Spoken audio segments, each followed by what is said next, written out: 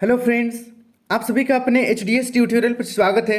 तो देखिए 16 फरवरी को जेक बोर्ड क्लास 10th का गणित का बोर्ड एग्जाम है। अच्छी तरीके से आप लोग तैयारी कीजिए। यहाँ पर मैं आप लोगों को very very very very very important question बताने वाला हूँ। वायरल इंपॉर्टेंट क्वेश्चन है। जितना भी क्वेश्चन यहाँ पर मैं बता रहा हूँ सभी को अच्छी तरीके से आप लोग याद कर लीजिएगा, प्रैक्टिस कर लीजिएगा। और इस तरीके से मैंने आप लोगों के लिए 2-3 सेट ऑलरेडी अपलोड कर दिया हूँ। नीचे डिस्क्रिप्शन में आप लोगों को लिंक मिल जाएगा। मॉडल सेट भी अपलोडेड है। अच्छी तरीके से मॉडल सेट को भी आप लोग प्रैक्टिस कर लीजिएगा और ये वीडियो को भी पूरा देखिए और सभी क्वेश्चन को याद कर लीजिएगा। और आप लोगों के लिए मैंने 2009 से लेकर 2023 तक का जितना भी रिपीटेड क्वेश्चन है उस पर वीडियो बना दिया है। नीचे आपको डिस्क्रिप्शन में लिंक मिल जाएगा, तो रिपीटेड क्वेश्चन भी जाकर जरूर देख लीजिएगा। रिपीटेड क्वेश्चन और भी आगे रिपीट होगा। तो चलिए बिना देर के हम लोग क्वेश्चन की ओर बढ़ते हैं। देखिए आप लोगों से 30 एमसीक्यू और 50 नंबर का सब्जेक्टिव क्वेश्चन पूछा जाएगा। देखिए निम्नलिखित प्रश्नों के सही विकल्प को चुनें। पहला नंबर, 3825 का अभाज्य गुणनखंड क्या होगा? 3825 का देखिए अभाज्य गुणनखंड आना तो तय है, मैंने हर एक वीडियो में कहा है, बस यहाँ पर संख्या अलग अलग रहेगा। अभाज्य गुणनखंड निकालने के लिए आप लोग सीख लीजिएगा। पहला ऑप्शन देखिए 3 गुना 3 गुना 5 गुना 5 गुना 17। दूसरा ऑप्शन है 3 गुना 3 गुना 5 गुना 5 गुना 17 गुना 17। तीसरा ऑप्शन है 3 गुना 5 गुना 5 गुना 17 गुना 17 और चौथा ऑप्शन है इनमें से कोई नहीं। तो इसका सही आंसर हो जाएगा ऑप्शन नंबर पहला। ऑप्शन नंबर पहला बिल्कुल सही हो जाएगा। फिर देखिए नेक्स्ट सेकेंड नंबर, 29/343 का दशमलव प्रसार कैसा होगा? पहला ऑप्शन है शांत, दूसरा अशांत आवर्ती, तीसरा अशांत अनावर्ती, चौथा इनमें से कोई नहीं। तो इसका सही आंसर हो जाएगा ऑप्शन नंबर दूसरा, अशांत आवर्ती। अशांत होगा, अंश बटे हर होता है, ठीक है। कोई परिमेय संख्या अंश बटे हर होता है, तो हर में 2 या फिर 5 रहना चाहिए या दोनों रहना चाहिए, दोनों में से एक, तब ही शांत होगा, नहीं तो अशांत होगा। तो यहाँ पर इसको गुणनखंड करेंगे तो 2 और नहीं 2 आएगा और नहीं 5 आएगा, तो इसलिए अशांत है। अब बढ़ते हैं नेक्स्ट अगला 3 नंबर की ओर। ये क्वेश्चन भी पत्थर की लकीर है, आना है मतलब आना ही है। देखिए y बराबर पी एक्स का ग्राफ दिया गया है। बहुपद पी एक्स के शून्यों की संख्या क्या है? तो यहाँ पर x अक्ष में जितना बार ये वाला जो लाइन है जितना बार कटेगा उतना ही पी एक्स का वैल्यू होगा। जैसे यहाँ पर 1 बार, यहाँ पर 2 बार, 3 बार और इधर 4 बार कटा है, तो पी एक्स का वैल्यू 4 हो जाएगा। ऑप्शन नंबर चौथा, P X is equal to 4 हो जाएगा। फिर देखिए नेक्स्ट अगला 4 नंबर, बहुपद एक्स स्क्वायर माइनस 3 के शून्यक क्या होगा? एक्स स्क्वायर माइनस 3 का शून्यक निकालना है। तो पहला ऑप्शन देखिए √3, दूसरा ऑप्शन है 3√3, तीसरा ऑप्शन है √3 माइनस √3 और चौथा इनमें से कोई नहीं। तो इसका सही आंसर हो जाएगा ऑप्शन नंबर तीसरा। ऑप्शन नंबर तीसरा सही हो जाएगा, शून्यक √3 माइनस √3 हो जाएगा। इसका आप लोग प्रैक्टिस कर लीजिएगा। फिर देखिए नेक्स्ट अगला 5 नंबर, समीकरण युग्म a1x plus b1y plus c1 is equal to 0 तथा a2x plus b2y plus c2 is equal to 0 में यदि a1/a2 is equal to b1/b2 is equal to c1/c2 हो तो समीकरण युग्म का पहला ऑप्शन है अद्वितीय हल होगा, दूसरा अनेक हल होगा, तीसरा कोई हल नहीं होगा, चौथा 2 हल होगा। तो इसका सही आंसर हो जाएगा ऑप्शन नंबर दूसरा, अनेक हल होगा। फिर देखिए नेक्स्ट अगला 6 नंबर, यदि रैखिक समीकरण युग्म असंगत है उनके द्वारा निरूपित रेखाएं, पहला ऑप्शन है समांतर होगी, दूसरा संपाती होगी, तीसरा प्रतिच्छेदी होगी, चौथा लंबवत होगी। तो यहाँ पर बोला गया है कि समीकरण युग्म असंगत होगा, तो इसीलिए ऑप्शन नंबर पहला सही हो जाएगा, समांतर। फिर देखिए नेक्स्ट अगला 7 नंबर, समीकरण युग्म x plus Y equal to 6 और x minus Y equal to 2 का हल है। तो यहाँ पर देखिए वैल्यू रखेंगे, हम लोग ट्राई करेंगे 4 और 3 को जोड़ेंगे तो 6 होगा क्या? नहीं होगा। 5 और 1 को जोड़ने से 6 हो रहा है। ऑप्शन नंबर दूसरा सही हो सकता है, लेट्स चेक। यहाँ पर जोड़ने से 6 तो हो जा रहा है, माइनस करके देखते हैं तो x के लिए 5 है माइनस y के लिए 1 है बराबर 4, जबकि यहाँ पर 2 होना चाहिए, तो ऑप्शन दूसरा भी नहीं होगा। तीसरा ऑप्शन देखते हैं, दोनों को जोड़ने से 6 तो हो रहा है, माइनस करने से -2 आ रहा है, तो ऑप्शन तीसरा भी नहीं होगा। फिर चौथा देखिए, दोनों को जोड़ने से 6 हो रहा है और माइनस करने से 2 भी हो रहा है, इसलिए ऑप्शन नंबर चौथा बिल्कुल सही हो जाएगा। अब बढ़ते हैं नेक्स्ट अगला 8 नंबर की ओर। c के किस मान के लिए समीकरण युग्म cx - y = 2 तथा cx - 2y = 4 का अनंत हल है? पहला ऑप्शन देखिए c = 3, दूसरा ऑप्शन है c = -3, तीसरा ऑप्शन c = -12, चौथा ऑप्शन है इनमें से कोई नहीं। तो इसका सही आंसर हो जाएगा ऑप्शन नंबर पहला, c = 3। यहाँ पर c = 3 हो जाएगा। अब बढ़ते हैं नेक्स्ट अगला 9 नंबर की ओर। निम्न में से कौन द्विघात समीकरण नहीं है? निम्न में से कौन द्विघात समीकरण नहीं है? तो सोल्व करना पड़ेगा सबको, उसके बाद जिसमें x का घात 2 रहेगा वो रहेगा द्विघात समीकरण। यहाँ पर द्विघात समीकरण नहीं है पूछा, यानी कि किसमें x का घात 2 नहीं रहेगा, x का घात 3 रहेगा या 4 रहेगा या x का घात कुछ भी नहीं रहेगा, सिंपल 1 रहेगा, तो उसको बोलेंगे समीकरण द्विघात समीकरण नहीं है। तो यहाँ पर सही आंसर हो जाएगा ऑप्शन नंबर दूसरा।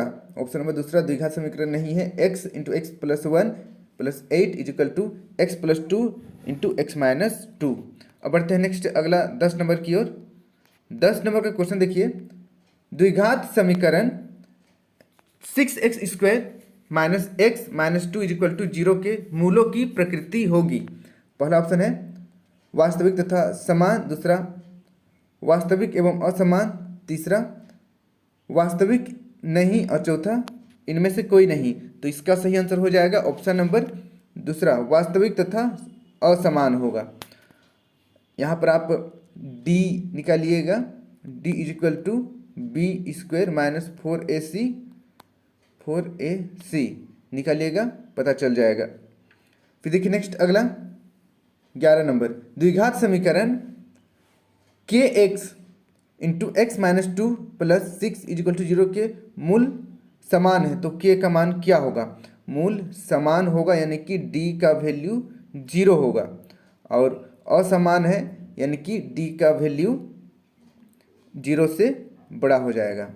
ठीक है, देखिए तो यहाँ पर d का वैल्यू 0 है। ठीक है, तो यहाँ पर हम लोग निकाल सकते हैं d = b² - 4ac फॉर्मूला से d का वैल्यू 0 हो जाएगा। यहाँ पर b का वैल्यू, इसको सॉल्व करने के बाद b का वैल्यू आ जाएगा, a का भी वैल्यू आ जाएगा, c का भी वैल्यू आ जाएगा, वैल्यू रखेंगे फिर निकल जाएगा k का वैल्यू। तो यहाँ पर सही आंसर हो जाएगा ऑप्शन नंबर तीसरा 6। इसका आप लोग प्रैक्टिस कर लीजिएगा, इंपॉर्टेंट क्वेश्चन है। अब बढ़ते हैं नेक्स्ट अगला 12 नंबर की ओर। समांतर श्रेणी AB 4, 10, 16, 22 का सार्व अंतर। तो जस्ट अगला पद को पिछला पद से माइनस कर देंगे, 22 - 16 बराबर 22 - 16। यहाँ पर अगर इसको हम लोग माइनस करेंगे तो 6, और यहाँ पर बस 1 मिनट, हाँ 6 ही तो आएगा, सिंपल 6। तो इसका सही आंसर हो जाएगा 6, ऑप्शन नंबर दूसरा। ठीक, ऑप्शन नंबर दूसरा सही हो जाएगा। अब बढ़ते हैं नेक्स्ट अगला क्वेश्चन की ओर। 13 नंबर, AP 3, 8, 13, 18 का कौन सा पद 78 होगा? पहला ऑप्शन है 15, दूसरा ऑप्शन है 20, तीसरा ऑप्शन है 16, चौथा ऑप्शन है 18। तो इसका सही आंसर हो जाएगा ऑप्शन नंबर तीसरा 16। यह भी इंपॉर्टेंट क्वेश्चन है, फॉर्मूला में वैल्यू रखिएगा, आ जाएगा आंसर। देखिए नेक्स्ट अगला 14 नंबर, सभी खालिस्तान त्रिभुज समरूप होते हैं। सभी खालिस्तान त्रिभुज समरूप होते हैं। पहला ऑप्शन है समद्विबाहु त्रिभुज, दूसरा समकोण त्रिभुज, तीसरा विषमबाहु त्रिभुज और चौथा समबाहु त्रिभुज। तो इसका सही आंसर हो जाएगा ऑप्शन नंबर चौथा, सभी समबाहु त्रिभुज समरूप होते हैं। फिर देखिए नेक्स्ट 15 नंबर, आकृति में यदि DE समानांतर BC,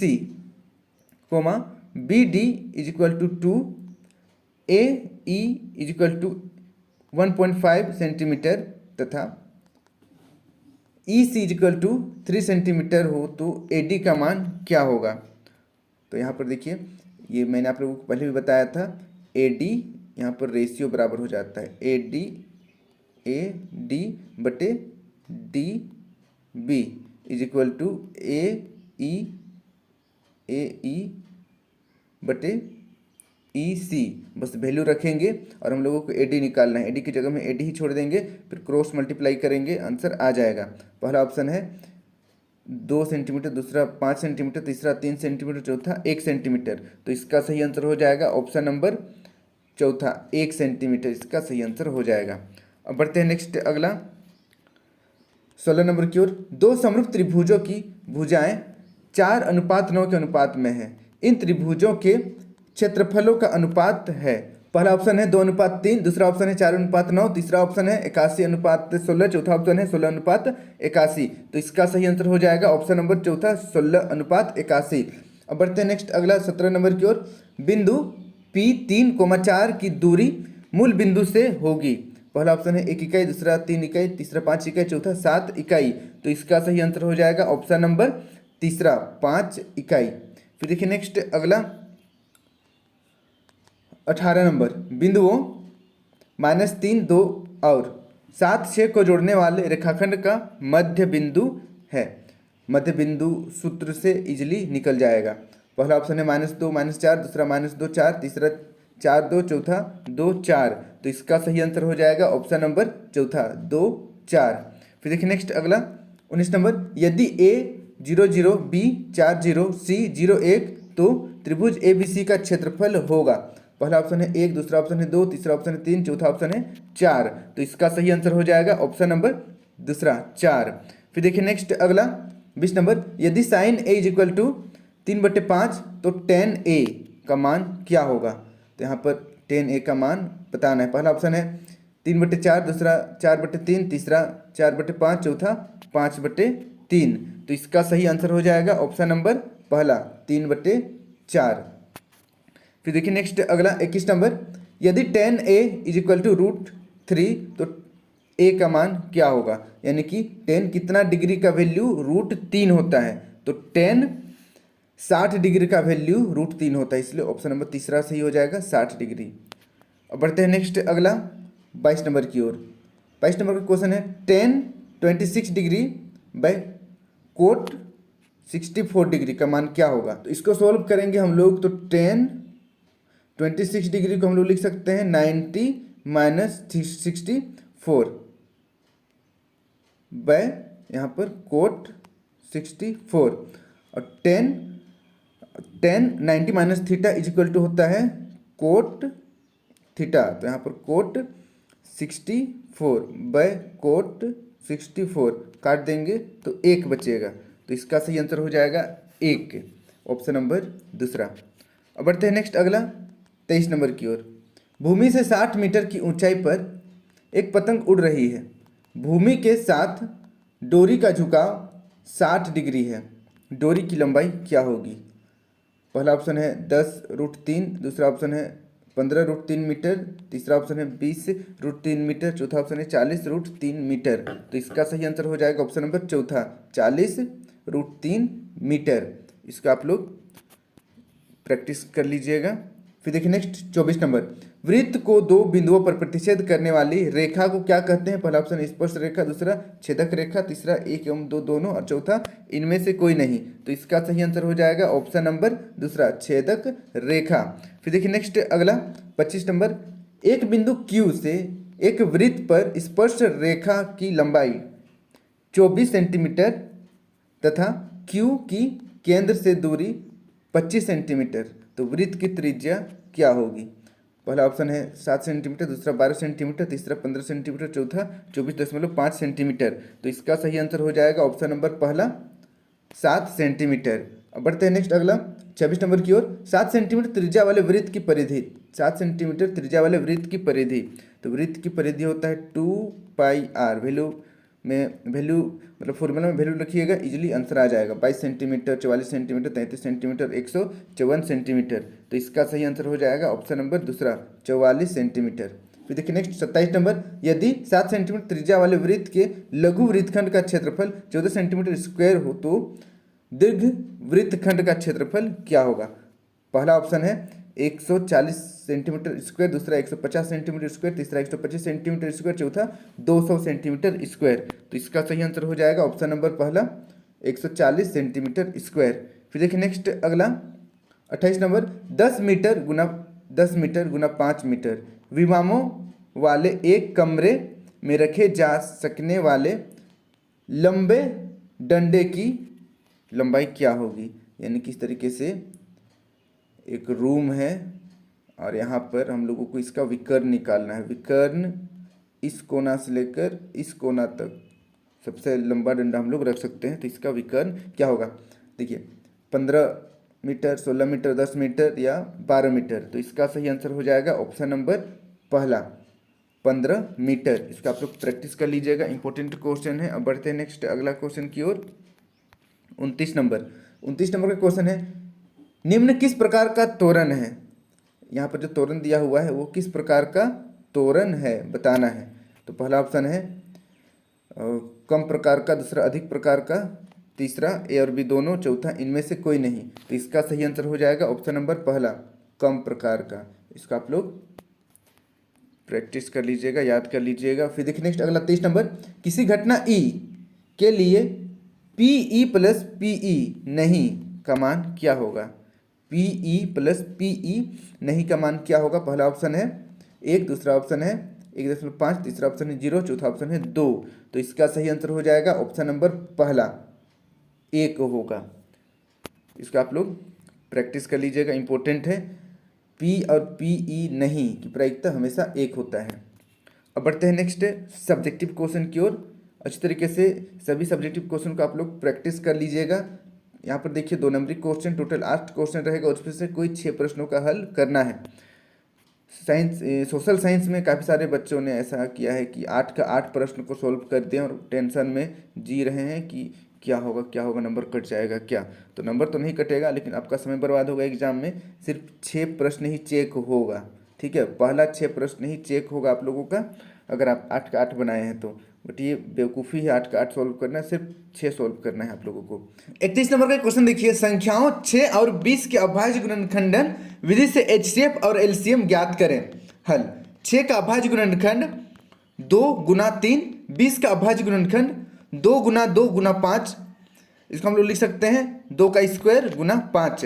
अब यहाँ पर देखिए एचसीएफ निकालेंगे, दोनों में से जो कॉमन रहेगा वो एचसीएफ हो जाएगा, यानी कि 2 एचसीएफ है। फिर देखिए एलसीएम 6 और 20 का एलसीएम, यहाँ पर जो कॉमन है उसके लिए एक बार 2 लिखेंगे और बाकी सबको गुना कर देंगे, यानी कि 3 गुना 2 गुना 5, सबको गुना कर देंगे हम लोग, तो यहाँ पर हो जाएगा 60। तो HCF 2 LCM 60। इसको आप लोग प्रैक्टिस कर लीजिएगा, LCM HCF आएगा।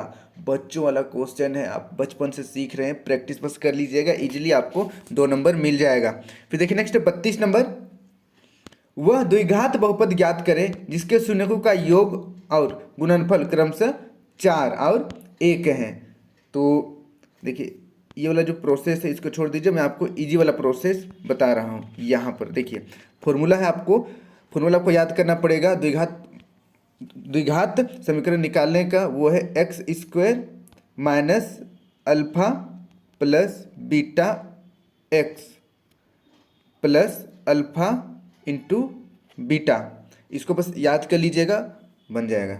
सॉल्व करते हैं, एक्स स्क्वायर के लिए एक्स स्क्वायर लिख देंगे माइनस अल्फा प्लस बीटा का वैल्यू 4 दिया गया है तो 4 लिखते हैं, फिर एक्स है तो एक्स, उसके बाद यहाँ पर प्लस अल्फा इंटू बीटा, गुणनफल का वैल्यू कितना है 1 दिया गया है तो 1 लिख देंगे। बस आंसर आ गया हमारा, x square minus 4x plus 1। यहाँ पर भी देखिए वही होगा, x square minus 4x plus 1। But ये वाला जो प्रोसेस है थोड़ा सा लंबा है, इसको छोड़ दीजिएगा, बस 2 लाइन में आंसर आ जाएगा। बस फॉर्मूला आप लोगों को रट लेना है द्विघात समीकरण निकालने का, और ये क्वेश्चन आना ही आना है, एकदम तय है कि द्विघात समीकरण निकालना पड़ेगा या द्विघात बहुपद ज्ञात करना पड़ेगा आप लोगों को, जहाँ पर योगफल और गुणनफल दिया हुआ रहेगा।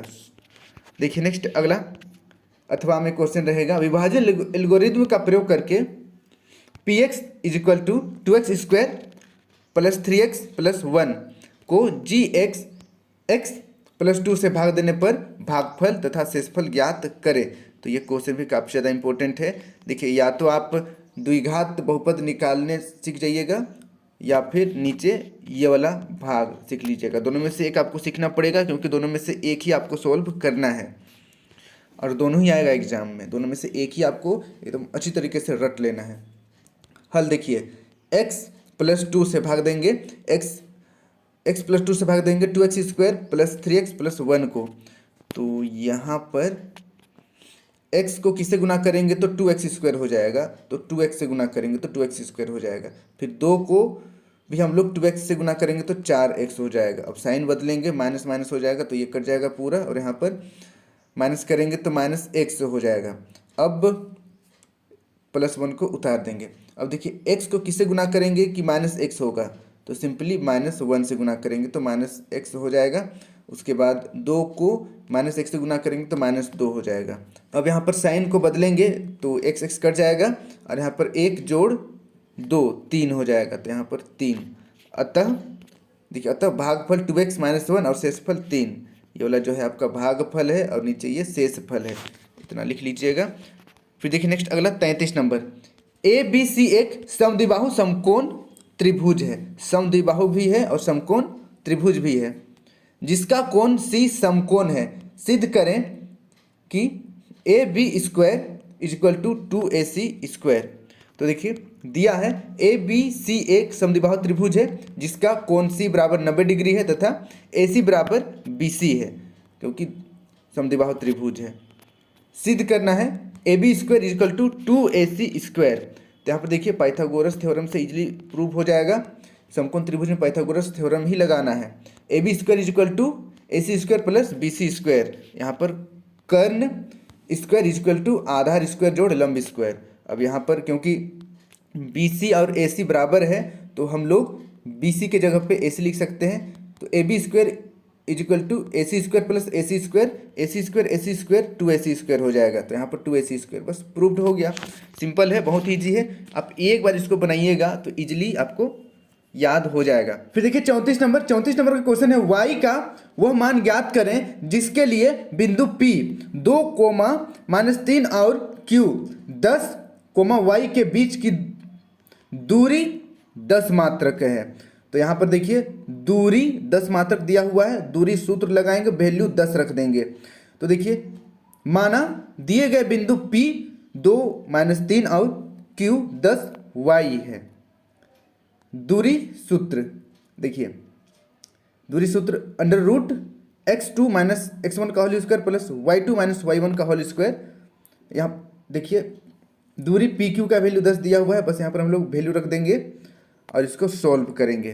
दोनों तरफ अगर हम लोग वर्ग कर देते हैं, दोनों तरफ वर्ग करने का मतलब ये कि यहाँ पर वर्ग करेंगे तो ये रूट खत्म हो जाएगा, या दूसरे तरीके से आप समझ सकते हैं, रूट को बराबर का दूसरे साइड ले जाएंगे तो इधर स्क्वायर हो जाएगा। 100 का स्क्वायर मतलब 10 का स्क्वायर 100 हो जाएगा। अब आगे देखिए 100 को नीचे 100 उतार देंगे, सेम टू सेम। उसके बाद यहाँ पर 8 का स्क्वायर 8 8 64 हो जाएगा, और 64 में हम लोग 9 जोड़ देंगे तो 73 हो जाएगा। फिर y² और 6y को यहाँ पर लिख देना है। उसके बाद अगला स्टेप में 73 को बराबर का दूसरे साइड ले आना है, तो यहाँ पर 100 - 73 हो जाएगा। फिर इधर बराबर y² और 6y लिखना है। अब यहाँ पर इसको माइनस करेंगे तो हमारे पास 27 बच जाएगा। 27 = y² प्लस 6y, 27 बराबर y² प्लस 6y। अब यहाँ पर देखिए 27 को बराबर का एक साइड रखेंगे हम लोग, ठीक है, मतलब कि देखिए y² प्लस 6y -27 हो जाएगा =0। बस 27 को दूसरे साइड लाए हैं तो -27 हो गया है। अब देखिए y² प्लस 6y -27 को हम लोग लिख सकते हैं y² plus 9y - 3y। 6y को हम लोग 9y यानी कि 9y - 3y लिख सकते हैं। फिर -27 को -27 सेम टू सेम लिख दिए हैं, फिर बराबर 0। अब यहाँ पर देखिए ये दोनों में अगर हम लोग कॉमन देखेंगे तो y कॉमन है तो y को बाहर निकाल दिए हैं। यहाँ पर दोनों में माइनस और 3 कॉमन है तो -3 को बाहर निकाल दिए हैं। तो यहाँ पर y बाहर निकल जाएगा, फिर y प्लस 9 ब्रैकेट के अंदर बचेगा, फिर -3 बाहर निकल जाएगा, y -9 अंदर बच जाएगा। अब इसको आगे फिर से सोल्व करेंगे हम लोग। अब देखिए ब्रैकेट के अंदर जो है उस 2 बार है उसको एक बार लिखेंगे, y जोड़ 9 और फिर ब्रैकेट के बाहर y -3 बराबर 0। अब y जोड़ 9 बराबर 0, y का वैल्यू -9 हो जाएगा। उसी प्रकार y -3 y माइनस 3 बराबर 0 और y का मान 3 हो जाएगा। अतः y का मान 3 या -9, यही इसका आंसर हो गया। फिर देखिए नेक्स्ट 35 नंबर। 35 नंबर का क्वेश्चन है, मान निकालें 5 कोस स्क्वायर 60 डिग्री जोड़ 4 sec square 30 degree minus 10 square 45 degree. तो यहाँ पर देखिए कोस 60 डिग्री का वैल्यू होता है 1/2। अब यहाँ पर कोस स्क्वायर है इसलिए यहाँ पर स्क्वायर लगाएंगे, और यहाँ पर 5 है इसलिए इधर 5 लिखेंगे, यानी कि 5 कोस स्क्वायर 60 डिग्री का वैल्यू हो जाएगा 5 गुना 1/2 का होल स्क्वायर। फिर जोड़ के लिए जोड़ लगाएंगे, फिर 4 है उसके लिए 4 लिखेंगे। फिर यहाँ पर देखिए सेक 30 का वैल्यू 2/√3 होता है, उसका स्क्वायर है इसलिए हम लोग स्क्वायर लगा देंगे। फिर माइनस के लिए माइनस लगाएंगे हम लोग। उसके बाद 10 45 डिग्री का वैल्यू 1 होता है, तो 10 स्क्वायर है इसलिए 1 स्क्वायर हो जाएगा। अब इसको पूरा सोल्व करेंगे, 5 के लिए इधर 5 लिख देंगे यहाँ पर, और 1/2 का होल स्क्वायर 1/4 हो जाएगा। जोड़ के लिए जोड़ लगा देंगे, 4 के लिए 4, फिर 2/√3 का होल स्क्वायर का वैल्यू हो जाएगा 4/3। उसके बाद -1 है तो -1 को यहाँ पर लिख देना है। अब इसको पूरा सोल्व करेंगे तो हमारे पास 67/12 यही इसका आंसर हो जाएगा। तो इसका आप लोग प्रैक्टिस कर लीजिएगा, जितना भी फॉर्मूला है पूरा का पूरा फॉर्मूला को याद कर लीजिएगा, बहुत ही इंपॉर्टेंट है। फिर देखिए नेक्स्ट अगला 36 नंबर। 36 नंबर का क्वेश्चन है, दो संकेंद्रीय वृत्तों की त्रिज्या 5 सेंटीमीटर और 3 सेंटीमीटर है। बड़े वृत्त की उस जीवा की लंबाई ज्ञात करें जो छोटे वृत्त को स्पर्श करती हो। तो इसका हल देखिए, यहाँ पर ओपी लंब ओपी लंब डालेंगे AB पर, समकोण त्रिभुज AOP पर, AOP यहाँ पर देखिए ये वाला समकोण त्रिभुज पर AP square is equal to OA स्क्वायर माइनस OP स्क्वायर। अब यहाँ पर देखिए AP स्क्वायर बराबर वैल्यू रखेंगे OA का वैल्यू 5 है तो 5 रख देंगे। उसके बाद OP का वैल्यू 3 है तो 3 स्क्वायर कर देंगे, इसको सोल्व करेंगे तो 16 आ जाएगा। अब यहाँ पर स्क्वायर को बराबर का दूसरी साइड ले जाएंगे तो रूट हो जाएगा। अब रूट 16 का वैल्यू 4 हो जाएगा। AP बराबर 4। जीवा की लंबाई AB बराबर 2AP, ये दोनों तो बराबर ही होगा। 2AP का वैल्यू निकालेंगे, 2 गुना 4 बराबर 8 सेंटीमीटर। 8 सेंटीमीटर आंसर हो जाएगा। तो इसका आप लोग प्रैक्टिस कर लीजिएगा, इंपॉर्टेंट क्वेश्चन है। फिर देखिए नेक्स्ट अगला 37 नंबर। त्रिज्या 21 सेंटीमीटर वाले वृत्त का एक चाप केंद्र पर 60 डिग्री का कोण अंतरित करता है, ज्ञात करें। A बराबर चाप की लंबाई, B बराबर चाप द्वारा बनाए गए त्रिज्या खंड का क्षेत्रफल, C बराबर संगत जीवा द्वारा बनाए गए वृत्तखंड का क्षेत्रफल। इसका हल देखिए, R बराबर 21 सेंटीमीटर, थीटा बराबर 60 सेंटीमीटर। R बराबर यहाँ पर 21 centimetre, theta 60 degree, theta 60 degree है, ठीक है। देखिए नेक्स्ट A, चाप की लंबाई का फॉर्मूला होता है πr थीटा बटे 180। तो वैल्यू रखेंगे हम लोग फॉर्मूला में और सॉल्व करेंगे तो 22 सेंटीमीटर आ जाएगा आंसर। तो 22 सेंटीमीटर चाप की लंबाई हो जाएगा। फिर देखिए नेक्स्ट अगला सेकंड, चाप द्वारा बनाए गए त्रिज्या खंड का क्षेत्रफल। तो चाप द्वारा बनाए गए त्रिज्या खंड का क्षेत्रफल यहाँ पर जो दिख रहा है इसका क्षेत्रफल। तो इसका फॉर्मूला होता है πr स्क्वायर थीटा बटे 360। πr स्क्वायर थीटा बटे 360 फॉर्मूला सब याद कर लीजिएगा। अगर प्रॉब्लम यहाँ पर जो सॉल्विंग होता है इसमें गणित सॉल्व करने में दिक्कत हो गया, कहीं कुछ गड़बड़ हो गया, अगर आप फॉर्मूला लिखे हैं तो भी आपको आधा नंबर मिल जाता है, इसलिए फॉर्मूला लिखना जरूरी है। बस फॉर्मूला लिखकर छोड़ दीजिएगा, सॉल्व नहीं कीजिएगा, फिर भी आधा नंबर मिल जाएगा। तो फॉर्मूला याद कर लीजिएगा। यहाँ पर वैल्यू रखेंगे और इसको सॉल्व करेंगे तो हमारे पास 231 सेंटीमीटर स्क्वायर हो जाएगा। इसको प्रैक्टिस कर लीजिएगा। फिर देखिए नेक्स्ट C नंबर, संगत जीवा द्वारा बनाए गए वृत्तखंड का क्षेत्रफल। संगत जीवा द्वारा बनाए गए वृत्तखंड का क्षेत्रफल इक्वल टू त्रिज्यखंड का क्षेत्रफल माइनस त्रिभुज AOB का क्षेत्रफल। तो देखिए त्रिज्यखंड का क्षेत्रफल अभी निकाले हैं 231, फिर माइनस त्रिभुज AOB का क्षेत्रफल 1/2 r स्क्वायर साइन थीटा। अब यहाँ पर देखिए वैल्यू रखेंगे, साइन थीटा का वैल्यू 60 डिग्री दिया हुआ है और साइन 60 का वैल्यू होता है √3/2। अब इतना को सोल्व करेंगे हम लोग तो हमारे पास आंसर आ जाएगा 40.27 सेंटीमीटर स्क्वायर। इसको भी आप लोग प्रैक्टिस कर लीजिएगा। यहाँ पर गणित का जो प्रोसेस है इसको भी आप लोगों को ध्यान में रखना है, नहीं तो फिर आंसर गलत आ जाएगा।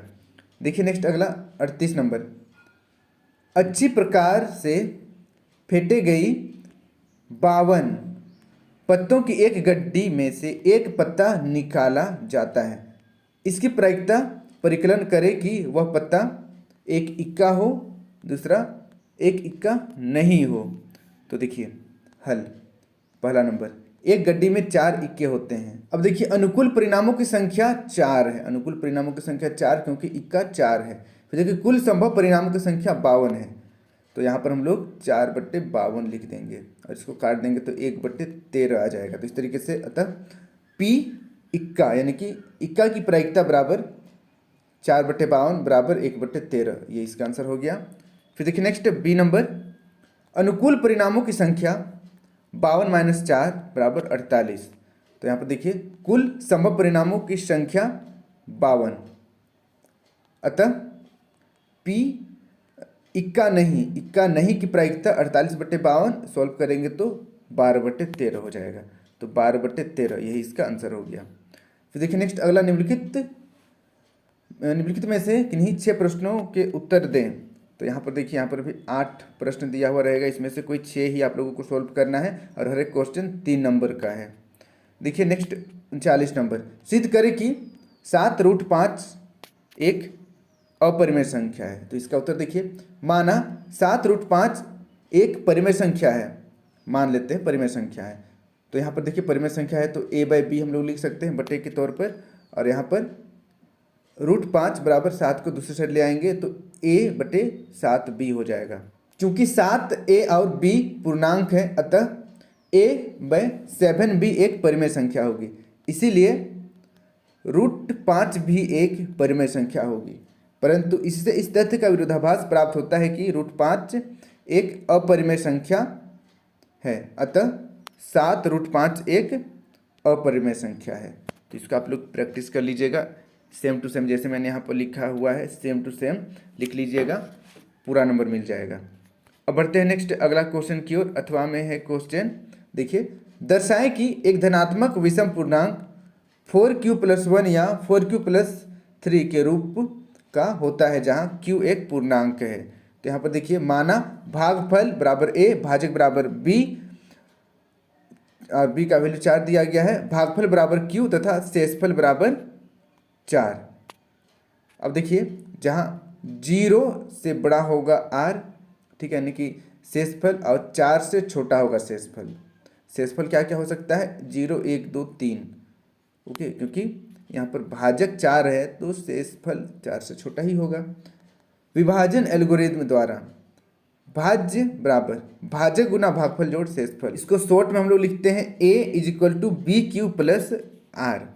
अब यहाँ पर देखिए, धनात्मक पूर्णांक a1 = 4q+0 = 4q 4 है तो सम पूर्णांक 2 से विभाज्य। फिर देखिए नेक्स्ट a2 4q+1। अब यहाँ पर देखिए +1 हो गया तो ये विषम बन गया, विषम पूर्णांक 2 से अविभाज्य। उसी प्रकार a3 4q+2 है, 2 सम संख्या है तो सम पूर्णांक 2 से विभाज्य। फिर देखिए नेक्स्ट a4 4q+3, 3 यहाँ पर विषम संख्या है इसलिए विषम पूर्णांक 2 से अविभाज्य। धनात्मक विषम पूर्णांक, धनात्मक कौन कौन है, देखिए धनात्मक विषम पूर्णांक, विषम ये एक विषम है और एक विषम ये है, तो दोनों को यहाँ पर लिख देना है 4q+1 तथा 4q+3, ये हो गया प्रूव्ड। अब बढ़ते हैं नेक्स्ट 40 नंबर की ओर। 40 नंबर का क्वेश्चन देखिए, ग्राफीय विधि से हल करें। यहाँ पर क्वेश्चन है y = 2x - 2 and y = 4x - 4। तो पहला समीकरण को समीकरण 1 मान लेंगे, दूसरा समीकरण को दूसरा समीकरण मान लेंगे, ठीक है, इक्वेशन 2 मान लेंगे। अब यहाँ पर समीकरण 1 से देखिए y बराबर 2x - 2। अब यहाँ पर x का वैल्यू कुछ रखेंगे हम लोग, 0, 1, 2 जो भी रखना चाहते हैं रख सकते हैं। चलिए मैं यहाँ पर 0 रख रहा हूँ, x का वैल्यू 0, x का वैल्यू 0 तो y का वैल्यू कितना हो जाएगा, 2 गुना 0 - 2 बराबर 0 को 2 से गुना करेंगे तो 0 हो जाएगा, फिर -2 हो जाएगा, तो यहाँ पर -2 y का वैल्यू। फिर देखिए x का वैल्यू 2 रखेंगे तो y का वैल्यू भी 2 हो जाएगा। देखिए y बराबर 2 गुना x का वैल्यू 2 रखेंगे -2, 2 दूना 4 -2 बराबर 2 हो गया। तो यहाँ पर देखिए 2 आ गया y का वैल्यू। इसी प्रकार से समीकरण दूसरा से भी हम लोग x और y का वैल्यू रखेंगे और x y का वैल्यू निकाल लेंगे। निकालने के बाद यहाँ पर इस तरीके से ग्राफ खींच लेंगे। ग्राफ खींचने के बाद यहाँ पर पहला समीकरण देखिए 0 - 2 है, तो इसका 0 - 2 निर्देशांक हो जाएंगे। x के लिए 0, x के लिए 0 यहाँ पर, और y के लिए -2, y के लिए -2, इधर से नीचे आएंगे यहाँ पर -2, तो यहाँ पर एक निर्देशांक हो गया 0 - 2। फिर देखिए नेक्स्ट 2 2, y के लिए भी 2, x के लिए भी 2, तो 2 2, तो x के लिए 2 यहाँ पर और y के लिए 2 यहाँ पर है 2, फिर y के लिए 2 यहाँ पर हो जाएगा। यहाँ पर 2 निर्देशांक मिल गया, 1 और 2, यहाँ से सीधा लाइन हम लोग खींच देंगे और यहाँ पर समीकरण का नाम लिख देंगे y बराबर 2y - 2 के लिए है। उसी प्रकार समीकरण दूसरा के लिए भी हम लोग लाइन खींचेंगे 0 - 4, 0 फिर -4 यहाँ पर हो जाएगा, फिर 1 0, x का वैल्यू 1, y का वैल्यू 0, यहाँ पर दोनों को मिला देंगे। इस तरीके से मिलाने के बाद देखेंगे दोनों रेखा कहाँ मिल रहा है, यहाँ पर मिल रहा है, देखिए यहाँ पर मिल रहा है। तो इस बिंदु का नाम क्या है, इस बिंदु का नाम क्या है, वही इसका आंसर हो जाएगा। तो देखिए इधर से आएंगे तो x का वैल्यू 1 हो जा रहा है, y का वैल्यू ऊपर नीचे कुछ नहीं गया है तो 0, तो यहाँ पर यही आंसर हो जाएगा इसका, x बराबर 1, y बराबर 0 आंसर। इसको आप लोग प्रैक्टिस कर लीजिएगा, ग्राफीय विधि बहुत ही इंपॉर्टेंट है। अब बढ़ते हैं नेक्स्ट अगला क्वेश्चन की ओर।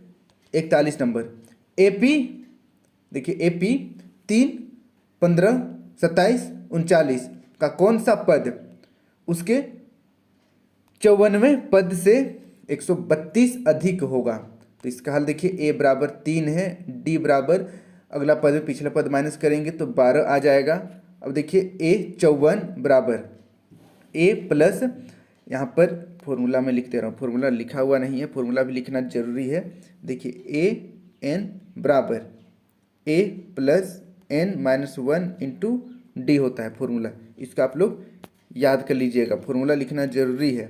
देखिए अब हम लोग an का वैल्यू यहाँ पर हम लोग रखेंगे a 54 बराबर a, उसके बाद देखिए n कितना है 54, 54 में 1 माइनस करेंगे तो 53 बचेगा, 53 को d से गुना करेंगे तो 53d हो जाएगा।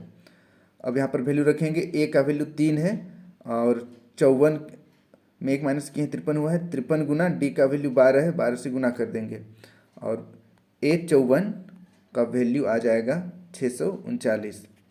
अब an बराबर देखिए a 54 जोड़ 32, क्योंकि 32 अधिक है इसलिए जोड़ देंगे 32। अब देखिए यहाँ पर सिंपल सा an का यहाँ पर फॉर्मूला लगाएंगे, उसके बाद a 54 का वैल्यू निकाल चुके हैं 139 जोड़ 132। अब यहाँ पर हम लोग n का वैल्यू निकालेंगे। n का वैल्यू निकालने के लिए इसको जस्ट सोल्व करेंगे, हम लोग दोनों को सबसे पहले जोड़ेंगे तो 771 हो जाएगा, 771 हो जाएगा। उसके बाद ये वाला जो 3 है बराबर के दूसरे साइड ले आएंगे तो यहाँ पर -3 हो जाएगा और यहाँ पर 12 को लिखेंगे, 12 को लिखेंगे, n-1 लिखेंगे। फिर यहाँ पर माइनस करने के बाद 12 को बराबर का दूसरे साइड लाएंगे तो भागा में हो जाएगा, तो 768/12 बराबर 64। अब n-1 है, -1 को बराबर का दूसरे साइड लाएंगे तो +1 हो जाएगा, तो n बराबर 64वां पद, n बराबर 64वां पद। तो इसका आप लोग प्रैक्टिस कर लीजिएगा। फिर अथवा में एक क्वेश्चन है, चलिए इसको भी देख लेते हैं। देखिए किसी एपी के प्रथम और अंतिम पद क्रमशः 17 और 350 हैं, यदि सार्व अंतर 9 है तो इसमें कितने पद हैं और इनका योग क्या है। तो अथवा इसी को जस्ट सिंपल वे में आपसे पूछा जा सकता है कि एपी में a बराबर 17 है, d बराबर 9 है, n बराबर 350 है, तो n और एस एन ज्ञात करें।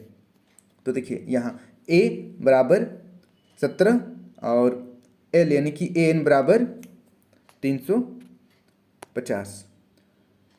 अब यहाँ पर देखिए क्योंकि an का वैल्यू 350 दिया हुआ है तो बस an का फॉर्मूला यहाँ पर नीचे लिख दिए हैं और वैल्यू 350 को लिख दिए हैं। अब इसको सॉल्व करेंगे यहाँ पर हम लोग तो n का वैल्यू आ जाएगा, n का वैल्यू हमारे पास आ जाएगा देखिए 38, बस 38 आंसर हो गया, सिंपल है।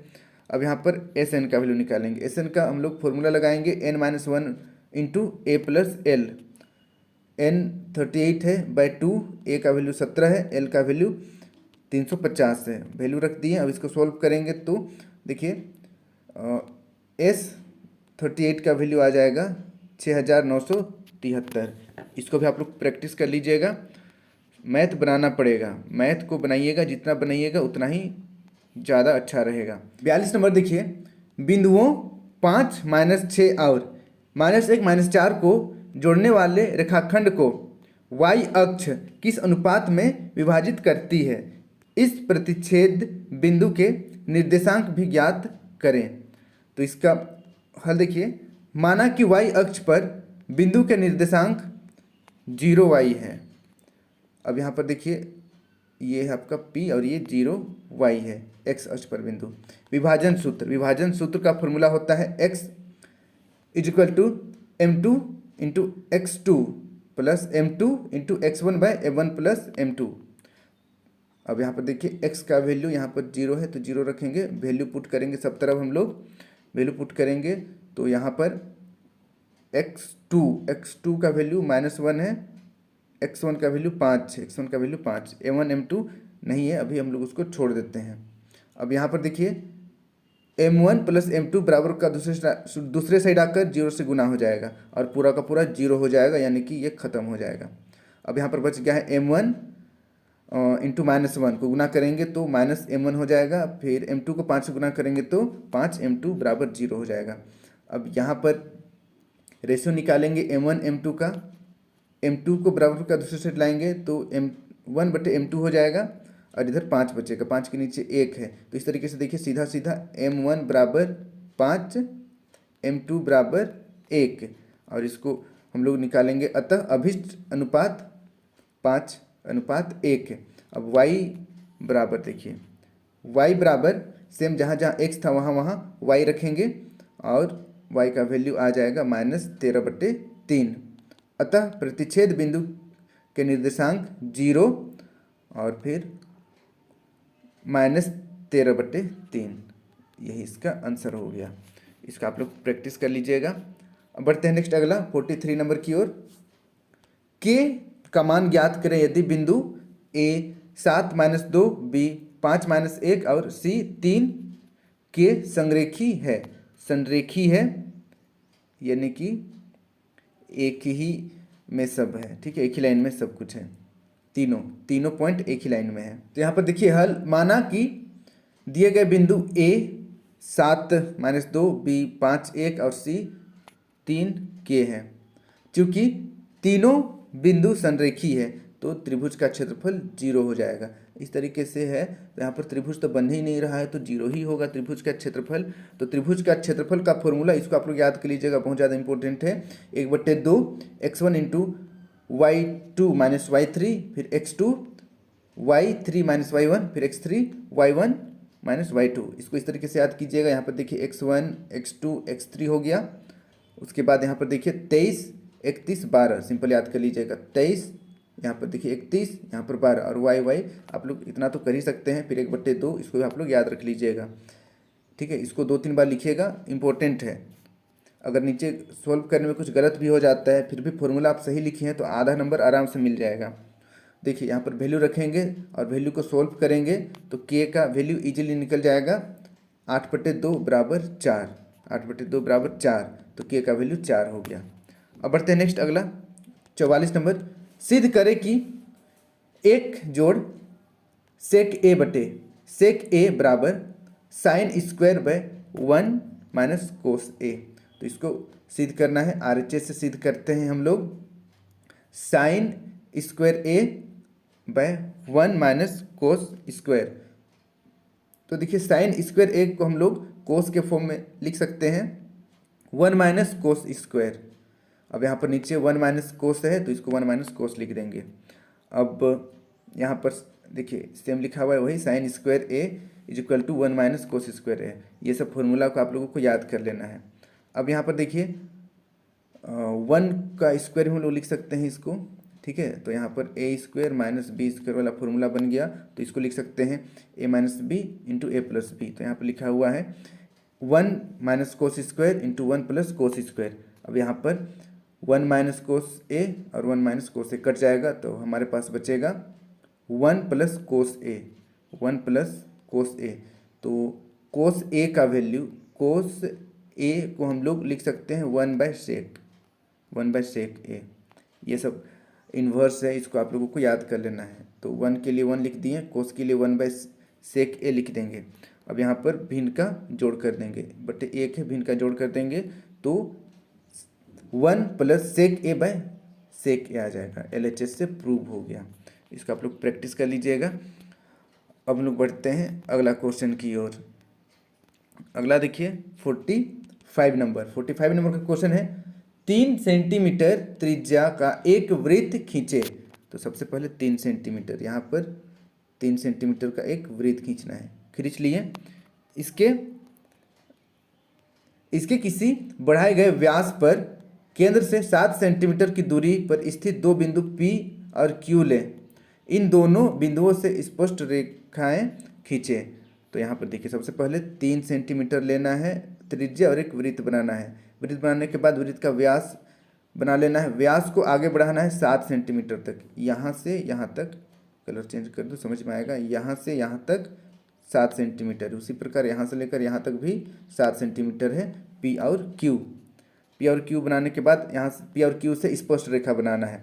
तो सबसे पहले हम लोग क्या करेंगे, P और O या OP बोलिए या PO बोलिए, यहाँ का मध्य बिंदु निकालेंगे। मध्य बिंदु यानी कि यहाँ पर चाप का सुई को रखेंगे, इधर पेंसिल काटेंगे, इधर पेंसिल काटेंगे, फिर यहाँ चाप का सुई रखेंगे, इधर पेंसिल और यहाँ पर कटेगा, उसको दोनों को मिला देंगे। मिलाने के बाद ये हो गया मध्य बिंदु। यहाँ से फिर एक इस तरीके से वृत्त बना लेंगे। उसी प्रकार OQ के साथ भी करेंगे। मध्य बिंदु निकालेंगे, यहाँ पर मध्य बिंदु के साथ OQ एक बार यहाँ पर एक वृत्त बना लेंगे। वृत्त बनाने के बाद यहाँ से लेकर यहाँ तक, यहाँ पर देखिए वृत्त बनाएंगे तो जहाँ पर कटेगा छोटा वाला और बड़ा वाला वृत्त, यानी कि ये छोटा वाला वृत्त है और ये वाला बड़ा वाला वृत्त है, यहाँ पर कट रहा है इस पॉइंट पर कट रहा है। तो इस पॉइंट को हम लोग यहाँ पर Q से मिला देंगे और इधर यहाँ पर कट रहा है, इसको भी हम लोग P से मिला देंगे। उसी प्रकार नीचे यहाँ पर जो कट रहा है पॉइंट, इसको यहाँ से मिला देंगे और यहाँ पर जो पॉइंट कट रहा है उसको यहाँ से मिला देंगे। बस आंसर हो गया।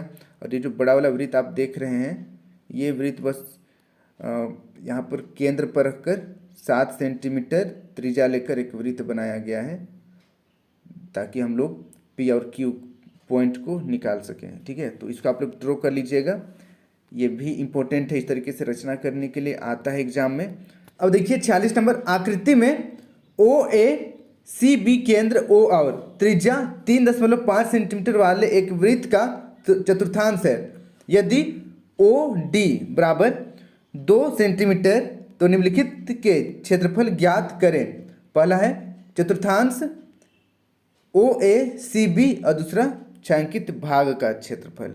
तो देखिए यहाँ पर R बराबर 3.5 सेंटीमीटर दिया हुआ है। चतुर्थांश OACB का क्षेत्रफल का फॉर्मूला होता है 1/4 पाई R स्क्वायर। वैल्यू रखेंगे हम लोग पाई का और R का, इसको सोल्व कर देंगे तो 77/8 सेंटीमीटर आ जाएगा चतुर्थांश का क्षेत्रफल।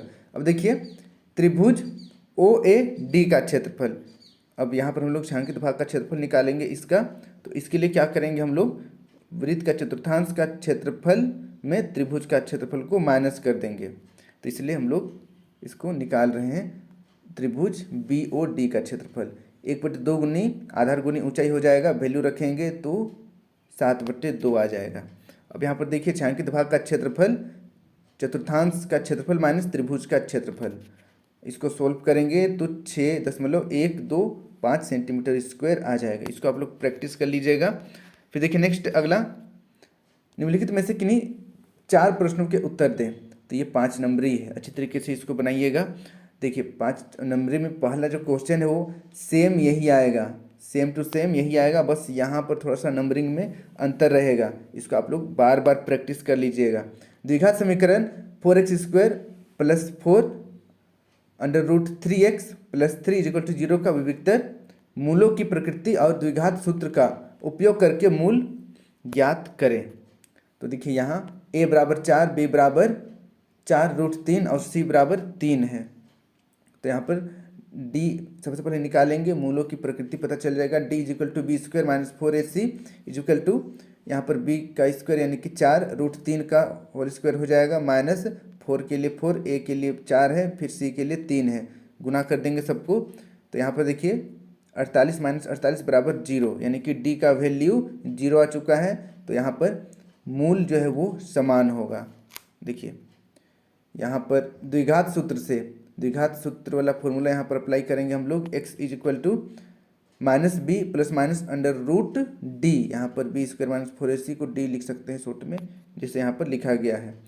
अब यहाँ पर हम लोग वैल्यू पुट करेंगे तो -b का वैल्यू 4√3 है, फिर d का वैल्यू 0 है, तो √d यानी कि 0 ही हो जाएगा। और नीचे 2a, 2 के लिए 2 और a का वैल्यू 4 है। इसको सोल्व करेंगे पूरा तो -√3/2 हो जाएगा, क्योंकि d का वैल्यू 0 है तो दोनों समान ही हो जाएगा। -3/2 -3/2 मूल हो जाएगा। तो यही इसका आंसर हो गया है। इसको आप लोग प्रैक्टिस कर लीजिएगा, आपका एग्जाम में कन्फर्म आएगा। विविधता निकालने के लिए, मूलों की प्रकृति निकालने और द्विघात सूत्र का प्रयोग करके मूल ज्ञात करने के लिए आएगा ही आएगा। चलिए नेक्स्ट अगला 48 नंबर का क्वेश्चन है, सिद्ध करें कि यदि किसी त्रिभुज की एक भुजा के समांतर अन्य 2 भुजाओं को भिन्न भिन्न बिंदुओं पर प्रतिच्छेद करने के लिए एक रेखा खींची जाए तो ये अन्य 2 भुजाएं एक ही अनुपात में विभाजित हो जाती है। देखिए हल दिया है, त्रिभुज ABC में BC के समांतर एक रेखा AB को D पर तथा AC को E पर प्रतिच्छेद करती है। सिद्ध करना है AD/DB = AC/CA, AD/DB = AE/EC हम लोगों को सिद्ध करना है। रचना करेंगे, पहले BE तथा CD को मिलाया और EN लंब AB एवं DM लंब AC खींचा। इसको आप लोग ड्रॉ कर लीजिएगा डायग्राम को भी। अब आगे का जो प्रोसेस है वो देखिए, प्रमाण त्रिभुज ADE का क्षेत्रफल = 1/2 आधार गुनी ऊंचाई। त्रिभुज ADE का क्षेत्रफल 1/2 AD गुनी EN आधार गुनी ऊंचाई का यहाँ पर हम लोग वैल्यू रखे हैं, मान रखे हैं। इसको समीकरण 1 मान लेंगे। उसी प्रकार से त्रिभुज BDE का यहाँ पर क्षेत्रफल निकालेंगे तो 1/2 DB गुना EN, इसको समीकरण 2 मान लेंगे। समीकरण 1 और 2 को भाग देने पर भाग देंगे हम लोग, तो एरिया ऑफ त्रिभुज ADE 1/2 AD गुना EN, यहाँ पर भी लिखेंगे एरिया ऑफ त्रिभुज BDE 1/2 DB × EN, और यहाँ पर 1/2 कट जाएगा। कटने के बाद EN भी कट जाएगा, हमारे पास बचेगा AD/DB, ये समीकरण तीसरा हो गया। उसी प्रकार देखिए, एरिया ऑफ त्रिभुज ADE divided by area of त्रिभुज CDE। अब हम लोग एरिया का यहाँ पर वैल्यू रखेंगे तो 1/2 कट जाएगा, DM कट जाएगा, AE/EC बच जाएगा। इसको समीकरण चौथा मान लेंगे। परंतु एरिया ऑफ त्रिभुज BDE = एरिया ऑफ त्रिभुज CDE, इसको समीकरण 5वां मान लेंगे।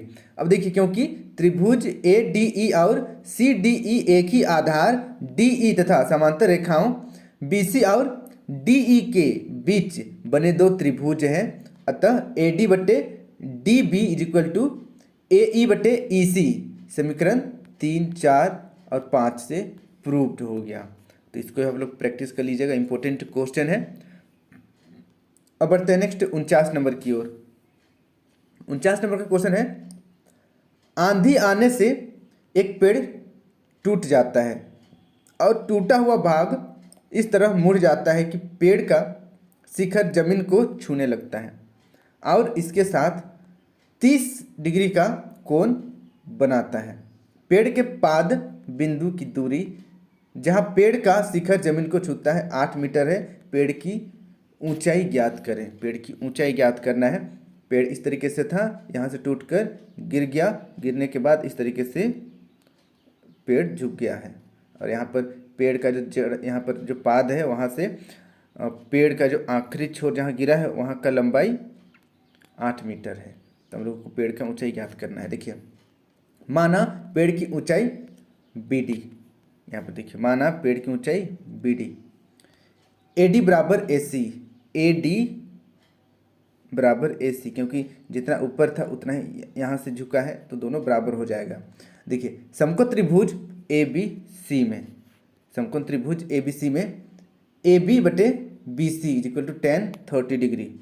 अब tan 30 का वैल्यू 1/√3 होता है। AB अभी हम लोग AB रहने देते हैं और यहाँ पर BC का वैल्यू 8 है तो 8 लिख देते हैं। यहाँ से AB का वैल्यू निकालेंगे, इसको क्रॉस मल्टीप्लाई करेंगे, AB का वैल्यू आ जाएगा 8/√3। इसको समीकरण 1 मान लेंगे हम लोग।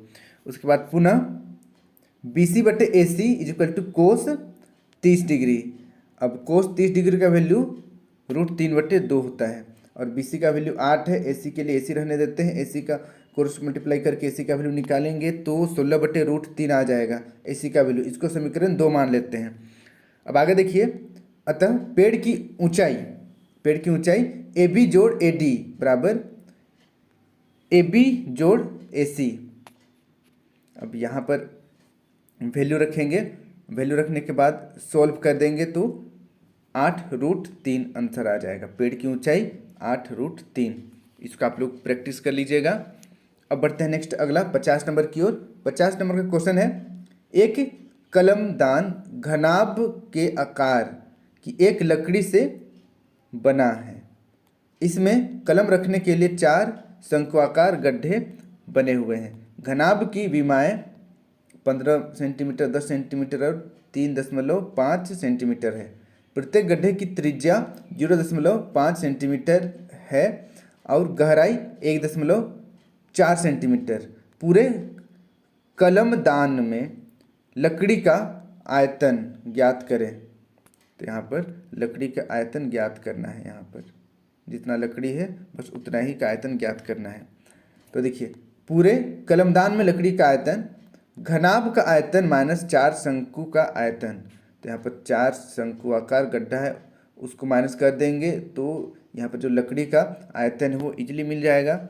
लकड़ी का आयतन घनाभ आकार है तो यहाँ पर घनाभ का आयतन का फॉर्मूला रखेंगे L into B into H minus 4 गुना शंकु का आयतन बराबर होता है 1/3 पाई आर स्क्वायर एच। अब ये फॉर्मूला में बस वैल्यू रखेंगे, L का वैल्यू 15, B का वैल्यू 10, H का वैल्यू 3.5 सेंटीमीटर है। अब यहाँ पर -4 है, -4 लिखने के बाद यहाँ पर 1/3 pi R square 1/3 pi R square का वैल्यू रखेंगे हम लोग और इसको सोल्व कर देंगे तो हमारे पास आ जाएगा 523.53 सेंटीमीटर क्यूब। आयतन है इसलिए क्यूब लगाना जरूरी है, यही इसका आंसर हो गया। इसको आप लोग प्रैक्टिस कर लीजिएगा, इंपॉर्टेंट क्वेश्चन है। अब बढ़ते हैं नेक्स्ट अगला क्वेश्चन की ओर। अगला क्वेश्चन है देखिए 51 नंबर। एक तुर्की टोपी शंकु के एक छिन्नक के आकार की है। देखिए आकृति, यहाँ पर देखिए आकृति, देखिए इस तरीके से टोपी है। यदि इसके खुले सिरे की त्रिज्या 10 सेंटीमीटर, ऊपरी सिरे की त्रिज्या 4 सेंटीमीटर और टोपी की तिर्यक ऊंचाई 15 सेंटीमीटर है तो इसके बनने में प्रयुक्त पदार्थ का क्षेत्रफल ज्ञात करें। तो इसको बनाने में कितना पदार्थ चाहिए बताना है। तो देखिए हल, यहाँ r बराबर 10 सेंटीमीटर है, r2 बराबर 4 सेंटीमीटर है, नीचे r बराबर 10 सेंटीमीटर और ऊपर r बराबर 4 सेंटीमीटर है और l यानी कि तिर्यक ऊंचाई 15 सेंटीमीटर है। प्रयुक्त पदार्थ का क्षेत्रफल pi r1 plus r2 into L plus pi R square. अब यहाँ पर वैल्यू रखेंगे, r पाई l का सबका वैल्यू रखेंगे तो इसको सोल्व करेंगे तो हमारे पास आ जाएगा 710.2/7 सेंटीमीटर स्क्वायर पदार्थ की आवश्यकता पड़ेगी। इसको आप लोग प्रैक्टिस कर लीजिएगा, फॉर्मूला सब याद कर लीजिएगा, बहुत ज़्यादा इंपॉर्टेंट है। अब बढ़ते हैं नेक्स्ट अगला क्वेश्चन की ओर। 52 नंबर। निम्न आंकड़ों के लिए माध्यक ज्ञात करें। निम्न आंकड़ों के लिए माध्यक ज्ञात करें। वर्ग अंतराल देखिए 0, 10, 10, 20, 30, 40, 40, 50, यहाँ पर 50, 60 है और यहाँ पर बारंबारता है 5, 8, 20, 15, 7, 5 और यहाँ पर योग आपका 60।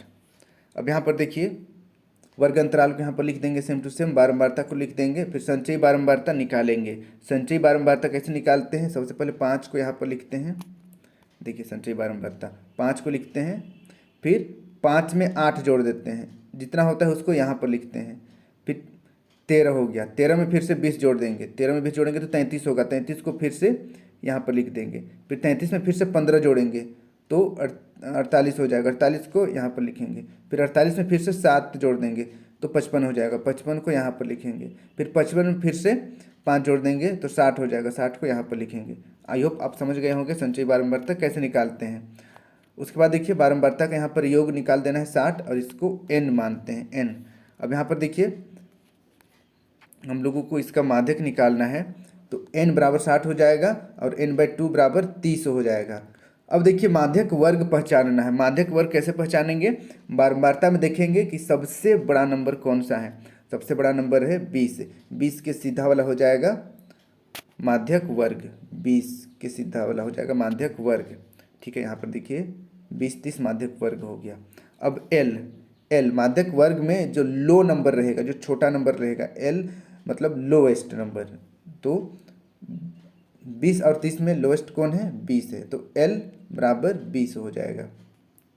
और सीधा में जो 20 है ये आपका F। अब देखिए F के सीधा से एक ऊपर, इस तरीके से F से सीधा और एक ऊपर जाएंगे तो ये CF कहलाएगा, 13 CF है, इसको ध्यान में रखिएगा। ठीक है, उसके बाद H यहाँ पर माइनस करेंगे, किसी को भी माइनस करेंगे, 60 में 50 माइनस करेंगे तो 10, 20 में 10 माइनस करेंगे तो भी 10, तो यहाँ पर H आ जाएगा, दोनों का अंतर, वर्ग अंतराल का अंतर H हो जाएगा। फिर से मैं यहाँ पर रिपीट कर दे रहा हूँ। देखिए माध्यक वर्ग 20, 30 कैसे आया? बारंबारता में सबसे बड़ा संख्या 20 है, 20 के सीधा वाला वर्ग माध्यक वर्ग है। फिर माध्यक वर्ग में जो लोएस्ट रहेगा, छोटा रहेगा, वो L हो जाएगा।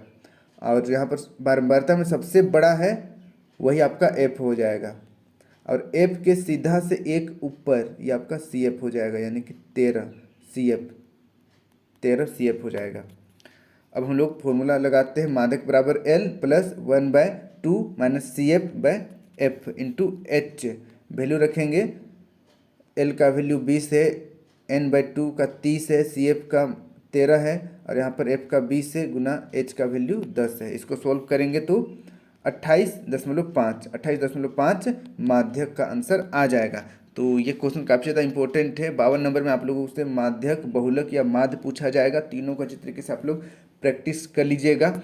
और यहाँ पर जो भी क्वेश्चन मैंने बताया है सभी काफ़ी ज़्यादा इंपॉर्टेंट, अच्छी तरीके से क्वेश्चन को आप लोग याद कर लीजिएगा और अपने सभी दोस्तों के साथ वीडियो को शेयर कर दीजिएगा ताकि उन्हें भी इस वीडियो का लाभ हो सकेगा। और बाकी मैंने आप लोगों के लिए 2-3 सेट अपलोड किया है, नीचे डिस्क्रिप्शन पर मिल जाएगा। वायरल इंपॉर्टेंट क्वेश्चन और मॉडल क्वेश्चन जाकर जरूर देखिएगा, वहाँ से भी क्वेश्चन रहेगा, यहाँ से भी क्वेश्चन रहेगा। पूरा अच्छी तरीके से देख लिए तो आराम से आपका 80 से 90 नंबर तक आराम से मैथ में आ जाएगा। तो बस आज के लिए इतना ही। वीडियो को सभी दोस्तों के साथ शेयर कर दीजिएगा और चैनल को सब्सक्राइब कर लीजिएगा। Thank you for watching my video. जय हिंद, जय भारत।